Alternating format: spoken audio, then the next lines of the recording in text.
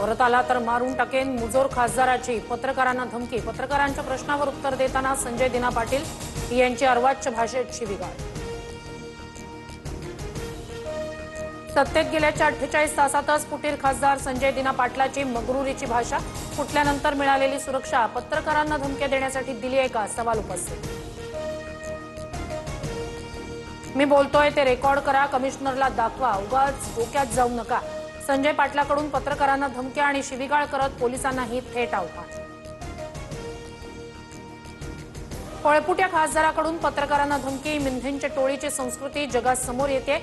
यांना लाईनीवर आणणार की नाही, आदित्य ठाकरेंचा मुख्यमंत्री फडणवीसांना सवाल।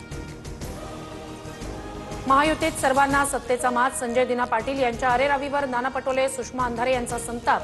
तर पत्रकार हा आरसा, मी माफी मागतो, संजय पाटलाच्या गैरवर्तनावर बच्चू कडूंची माफी। भ्रष्ट मिंधे गटाचं अधिकृत सरकारी धोरण, पत्रकारांचे खून करू, गृह खात्याची लक्तरं वेशीवर टांगली जात आहेत। संजय दिना पाटलाच्या गैरवर्तणुकीवर संजय राऊतांचं ट्विट। अवकातीत रहा, शहांच्या कवच कुंडलांवर आम्हाला डिवचू नका, राऊत संतापले। संजय दिना पाटील यांनी मारलेले 5 लोक कोण, चौकशीसाठी राऊतांचं मुंबई पोलीस आयुक्तांना पत्र। बॉम्ब न उडवण्याची धमकी दिल्याचाही आरोप। मी कुणालाही मारलं नाही, विनाकारण माझ्या तोंडी चुकीचं वक्तव्य टाकू नका, चौकशीसाठी तयार, चूक असल्यास पोलीस कारवाई करतील। राऊतांच्या आरोपांवर संजय दिना पाटलांचं उत्तर। पोकळ धमक्यांना कुणी घाबरू नये, कुणाचंही घर आम्ही बॉम्ब न उडवून देणार नाही, पोलीस योग्य कारवाई करतील, मुख्यमंत्री फडणवीसांचा कडक इशारा।